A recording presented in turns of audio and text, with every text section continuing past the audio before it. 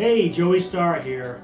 Welcome back to Star Quality Kitchen. Today I'm going to share with you my recipe for making baked avocado eggs. This is a staple breakfast for me from time to time, especially when avocados are in season. Just to give you a little background, this started off as me following a recipe that I had found about 10 or so years ago, where you would take a larger avocado, like a Pinkerton perhaps, or a Lula, and you would cut it in half, open it up, toss an egg in there and bake it as is. And it was great because it was a low carb option for me. But I started to run into trouble because supermarkets near me were kind of inconsistent with not only the kind of avocados that they had available, but even the quality of those avocados and varying stages of ripeness when you go and purchase them. And I'm sure there's plenty of people watching this video who've had more than their share of trouble when it comes to avocados, how ripe they are and how ripe they aren't. So what I ended up doing was I started to develop this recipe pretty much out of necessity, right? They say necessity is the mother of all invention. Well, the necessity was that I never knew what I was going to get from one week to the next with avocado. So I started to develop my own recipe to where it didn't matter. If I got the avocado I wanted, I would make it the way that I saw originally. And if I didn't, then I would develop this way to make it. And eventually what happened was I liked this way so much that when I did get the avocados the way that I wanted, I still ended up making it this way just because it's familiar, I know what I'm doing, I know what I'm going to get. So this recipe is so easy. To me, it's a no-brainer to share with you because you can do the same thing. And then if you're struggling with avocados like I did, you don't even have to worry about it. You can make this delicious breakfast. Simple, it's quick. What I like about this recipe, besides that it's really easy to make, is that it's keto-friendly, Noom-friendly. Just about any diet that you're on that allows for eggs, it's friendly on. So let's get started. The first thing you want to do is preheat your oven to 425 degrees Fahrenheit. Let's take a look at the ingredients that you're going to need. I'm also going to drop this recipe and everything else that you need to know in the description box below. Alright, so for the basic recipe, all you need is a ramekin, sometimes just called the ceramic baking dish, or a souffle dish. You can probably use just about any ceramic, possibly glassware, but you may have to make adjustments for it. I can't guarantee that it's going to come out the same as what I'm going to show you today, but you can probably use those in the meantime. But honestly, folks, a ramekin is so freaking cheap. Just go to Walmart or some other place and just buy it. Dude, seriously. It's so cheap and it's so useful. Cooking spray, you can use whatever kind you like. In particular, I happen to really like Pam. I think Pam is a beautiful name. Pam. One small avocado, aka a Haas avocado.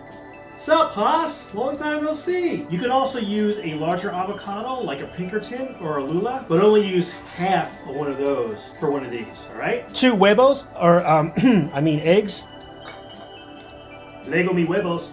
You could also substitute with a double serving of liquid eggs or egg beaters or whatever you want to use. For the most part, it'll come out the same, but you might have to adjust the cooking time a little tiny bit. There was a point where I was going through this egg beaters kick, so I was using it for this recipe, and it turned out okay. It definitely turns out better with the eggs, but if you don't want the yolks or you don't want the extra cholesterol, egg beaters is fine. So for the basic recipe, that's all you need. Today, I will be adding some diced sweet peppers just to add a little extra flavor to it. You may also want to add some kind of seasoning. I'm going to use seasoned salt because I just really like the way seasoned salt tastes on eggs. But you can use salt and pepper, or you can use adobo. You can use some tempero pronto for those who follow my recipe and looking for an excuse to just dab some of that in there. You're going to use some tempero pronto. Don't use a lot. Use like maybe half a teaspoon. Naturally, you're going to need a cutting board. We're going to make short work of this avocado before this video is over. A knife to cut it with. Duh.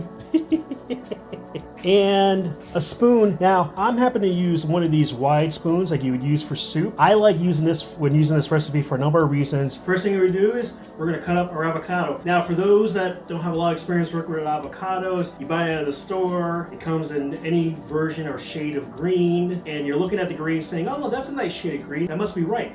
Wrong.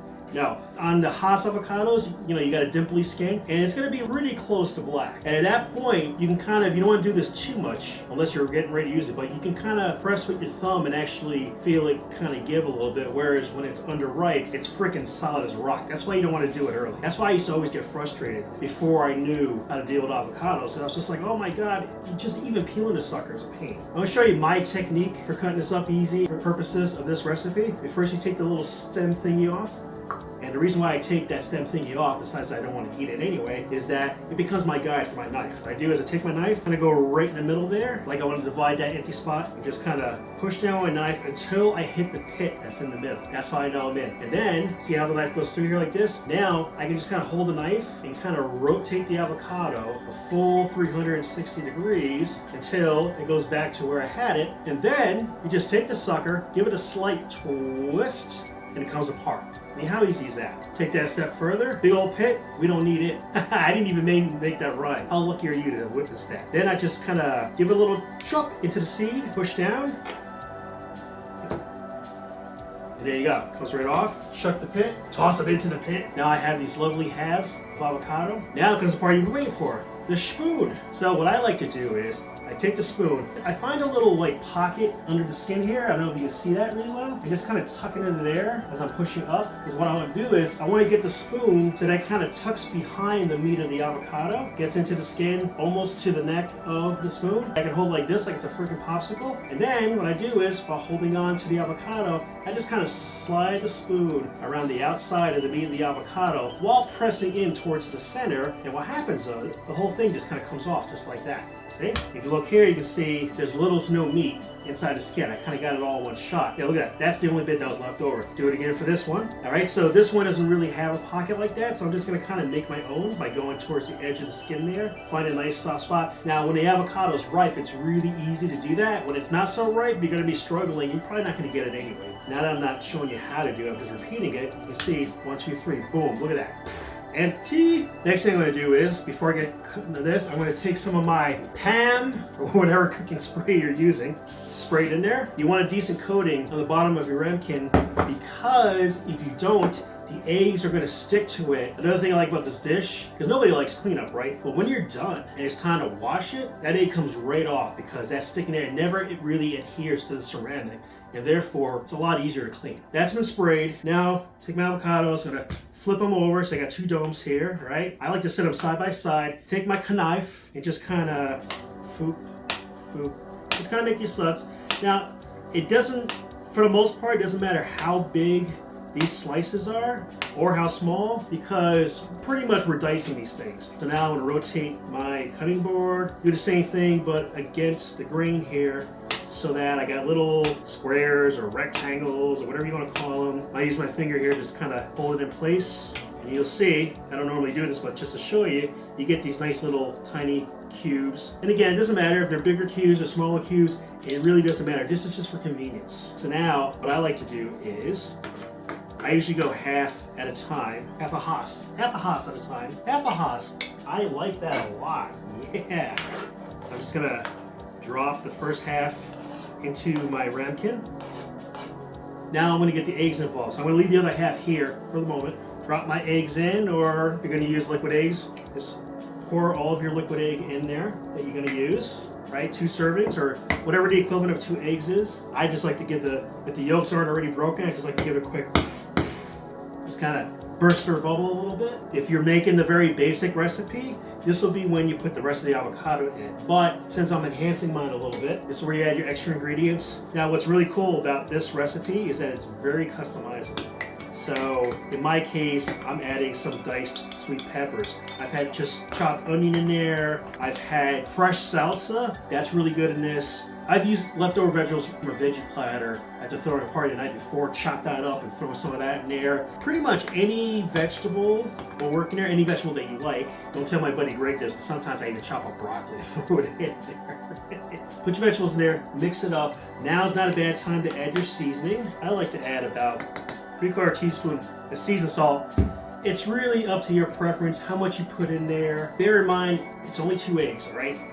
It's only 2 eggs. So whatever amount of seasoning is appropriate for 2 eggs and just a touch of vegetables, if you have vegetables, like whatever you would use for an omelet, that's how you should base it on. Every time you make this, you're gonna make it a little bit better, because you're gonna taste things like, oh, no, I should have used a little less seasoning, or I should have used a little more of this, a little less of that. That's the fun of this thing. That's what keeps it interesting. I'm gonna stir that up, all right? And now what I'm going to do is, I'm going to go ahead and add the rest of this avocado in here. Get it all in there. I mean, when you're all done, this ramekin should be pretty much right up to the full mark.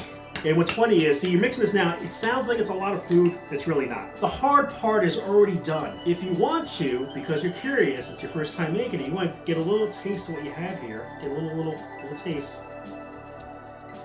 It should already taste good. I got my seasoned salt in there, a little bit of the raw egg, got sweet pepper is divine. So now, I'm going to take this, and I'm going to stick it into my oven. Put it right on the middle rack, set your timer. Let's talk about the time for a minute. Now, typically, if you're making the basic recipe, usually about 22 minutes is good. It really depends on how you like the egg. If you want it extra firm, a little firmer, or even a little brown around the edges, then you put it in for a little bit longer. If you like it slightly runny, then you put it in for a little bit less. The amount of ingredients you put in there is going to affect how long it takes to reach that consistency as well. So in my case, because I added those diced sweet peppers, I gave it the extra minute. I'm going for 23 minutes. In my oven, in these conditions, what I added in there, 23 minutes seems to be the sweet spot for how I like it. But you might like it a little different. And really, the more times you make this, the better it comes out. So you're gonna be able to figure out, oh, you know, last time I put it in for 23 minutes and it was a little drier than I like. So you know what, you put it in for 22 minutes. The point is, as long as it's in there like at least, 18 to 20 minutes, the egg is gonna cook enough here, it doesn't really matter. You're not doing anything bad to yourself. So it's a matter of what you like flavor-wise. The way mine's gonna come out, especially because I have the peppers in there, it's gonna be a little bit juicy inside, but it's gonna be fully cooked. Firm, but tender on the inside and juicy. That's the way I like them. Sometimes I'll mix it up. Sometimes I'll take it a little bit drier because I'm going for a different kind of flavor experience. There's about another 21 minutes until this is done, and I'm sure you don't want to just stare at my face for the next 21 minutes while I'm recording this. So I'll just pause and come back. But if you really are interested in staring at my face for 21 minutes, hit pause on this shot right here and enjoy yourself. For the rest of you, I'll see you in about 20 minutes. 20 minutes later. Wow, it sounds like it's ready. Let's take her out of the oven. Now, depending on what you've added to it, if you added stuff like peppers like I did or onions, chances are the last couple of minutes, there's this beautiful aroma entering your home. Ain't gonna lie, it's not the prettiest thing in the world. Well, I don't know. I think it's rather lovely. I want you to look at that. You see the egg, you see the other ingredients in there, and a little bit of a nice golden brown on the top. It's hot as heck because it just came out of the oven, duh. But the aroma right now, oh, so good. Most of the aroma is coming from my sweet peppers, that nice fragrance of fresh cut vegetables. In all honesty, it's taking everything I have right now not to salivate over this because I already know how good this is. My spoon, once again, not only useful for carving the avocado out, really good for eating this. I like to go right in the middle, just kind of push it in a little bit, penetrate the top, give it a little spin around, and get myself a nice little serving like that. I don't know if the steam is coming off of, I don't know if you can see that. It's nice and hot, piping hot. Smells amazing. When I stuck the fork in, I can feel the tenderness. Firm as in the eggs are cooked, but tender enough that you know it's going to be a nice chew. So let's see here. Don't want to burn the crap out of myself, but oh, that's hot. So the egg is so tender that it just kind of starts to disintegrate as soon as I put it in my mouth. Just melts away and oozing some of that wonderful flavor from the seasoning I added in there. Reaches the right parts of your tongue. It tastes even better than it smells. Like it has a great aroma, has an even better taste. And because I mixed it so well, pretty much any little bit you take is gonna have the avocado, the egg, and in my case, the diced peppers. Man, look at that steam. That is beautiful. No, not the prettiest thing on the inside, but the taste is beautiful. That's hot. If this was a proper recipe, I'd probably tell you, take it out of the oven and let it sit for a minute. If you understood the amount of hunger I was feeling, that was like the longest 23 minutes ever. Like to me, it felt like an hour. Cheers. Burning my tongue, totally worth it. I'd do it again. In fact, I did it 3 times already, so. Okay, so baked avocado eggs, simple recipe, highly customizable, very flexible, whatever way you like it, you adjust it accordingly. It's that easy. And because of the ingredients involved, it suits just about any diet. It's even somewhat Mediterranean, or as I like to call it, semi-Medi. All right. That's it. Thank you so much for watching Star Quality Kitchen. Be sure to like, share, subscribe, and stalk. Laters.